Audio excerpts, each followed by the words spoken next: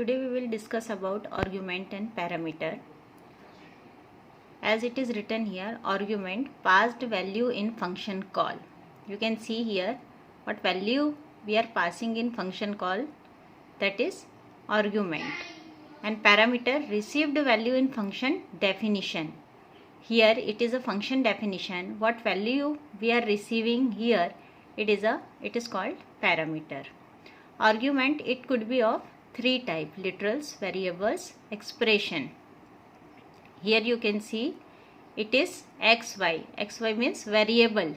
4, 6, it is a literal argument.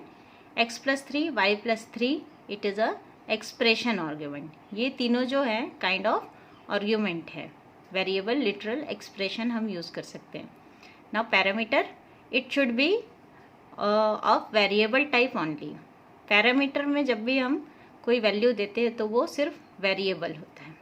Okay, now we will discuss about the passing argument. Means argument जब भी हम पास करते हैं तो वो किस फॉर्म में लिख सकते हैं. So three types are here: positional argument, default argument and keyword argument. Positional argument also known as required argument, mandatory argument.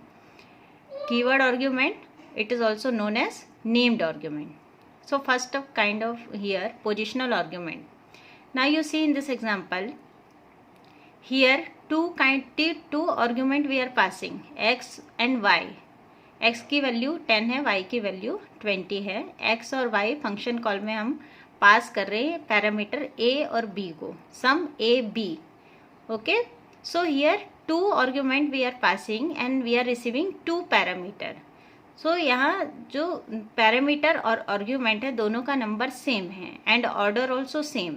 जो वैल्यू हम x की वैल्यू जो है वो हम पास करते हैं a को, और जो वैल्यू y की है वो पास करते हैं हम b को. So argument must be provided for all parameters.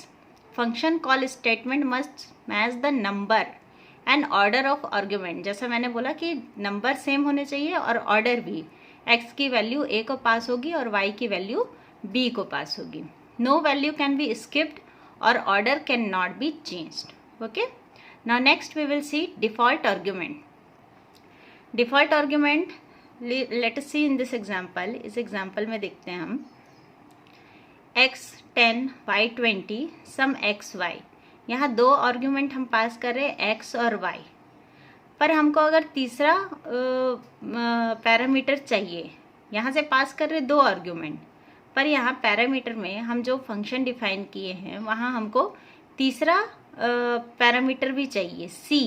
तो हम ये डायरेक्ट डिफाइन कर सकते हैं, फंक्शन डेफिनेशन में डिफाइन कर सकते हैं. तो x की वैल्यू पास होगी a को, y की वैल्यू पास होगी b को, और c ऑलरेडी हमने यहाँ डिफाइन कर दिया, c इक्वल्स टू 10. और ऐसा हम अपना स्टेटमेंट कंप्लीट कर सकते हैं और रिजल्ट हमको मिल जाएगा 30.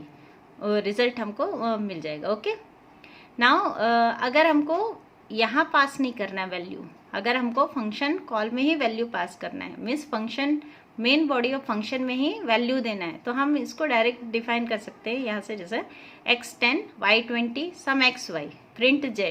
ओके, प्रिंट z यहाँ मतलब z इक्वल्स टू 30 हमने डिफाइन कर दिया. ओके, x y और z तीन वैल्यू. अब ये तीनों वैल्यू हम पास कर देंगे यहाँ. तो x की वैल्यू पास हो जाएगी a, y की वैल्यू पास हो जाएगी b को, और z की वैल्यू यहाँ पास होगी c को, और जो वो वैल्यू पास होगी 30. z की वैल्यू 10 नहीं होगी. क्यों? क्योंकि हमने z की value before calling the function we have defined the value of z. यहाँ पर हमने फंक्शन कॉल किया है और फंक्शन कॉल करने से पहले ही हमने z को डिफाइन किया है, z को वैल्यू दे दिया 30. तो जब हम ये पास करेंगे पैरामीटर को, तो a की वैल्यू होगी, x की वैल्यू जाएगी a को, y की वैल्यू b, और z की वैल्यू जाएगी c को, और वो होगी 30. वो 10 नहीं होगा, वो 30 होगा. तो ये हम ऐसा पास कर सकते हैं और इसको बोलते हैं डिफ़ॉल्ट आर्ग्यूमेंट. हाँ, बाय डिफ़ॉल्ट हम या तो फंक्शन कॉल करने से पहले उसको डिफाइन कर सकते हैं थर्ड पैरामीटर, या यहाँ पर हम डेफिनेशन में उसको डिफाइन कर सकते हैं. So it is known as a default argument. यहाँ देखो definition, a parameter having default value in the function header ये फंक्शन हेडर है, वहाँ डिफ़ॉल्ट वैल्यू हम दे सकते हैं। फंक्शन कॉल मे और may not have value for it. ये मे और मे नॉट, सी की वैल्यू 10 हम ले भी सकते हैं या नहीं भी ले सकते हैं। नहीं लेना है तो हमको यहाँ पहले से डिफाइन करना पड़ेगा, और लेना है तो यहाँ जो वैल्यू हमने डिफाइन किया वो हम ले सकते हैं।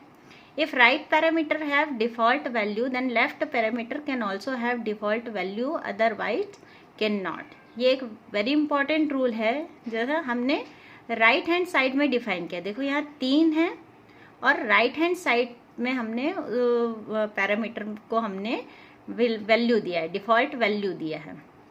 अगर हम सी को वैल्यू नहीं देंगे और हम बी को वैल्यू देना चाहेंगे डिफ़ॉल्ट वैल्यू, तो ये रॉन्ग हो जाएगा, क्योंकि हम जब तक राइट साइड में वैल्यू डिफ़ॉल्ट वैल्यू डिफाइन नहीं करते हैं तब तक उसके लेफ्ट हैंड साइड में डिफ़ॉल्ट वैल्यू नहीं दे सकते। सो it is a very very important rule that right parameter should be defined first. Okay, अगर हमने राइट साइड में पैरामीटर में वैल्यू डिफाइन कर दिया है तब हम बी को भी वैल्यू दे सकते हैं, ए को भी वैल्यू दे सकते हैं। पर जब तक हम राइट साइड के पैरामीटर में डिफ़ॉल्ट वैल्यू नहीं देते हैं तब तक हम लेफ्ट साइड के किसी भी पैरामीटर को वैल्यू नहीं दे सकते। सो it is a default argument. Okay, next last one is a keyword argument. In this you see this example here, x10 b20 c30 sum b c a। यहाँ पर देखो हम ऑर्डर चेंज करें, पहले दोनों आर्ग्यूमेंट में हमने ऑर्डर कहीं भी चेंज नहीं किया था, पर अगर कीवर्ड आर्ग्यूमेंट हमको ऑर्डर चेंज करना है तो हम ले सकते keyword argument. Here it is written we can write argument in any order but we must define the value. यहाँ हम a की value 10, b 20, c 30। Here in the function call we have written sum b c a। अब जब ये argument pass होगा parameter को तो a जो है वो वैल्यू लेगा b से, b जो है वो वैल्यू लेगा c से, और c वैल्यू लेगा a से। So what will be the output? Print a b c। So a will take the value of b is here 20, so output 20।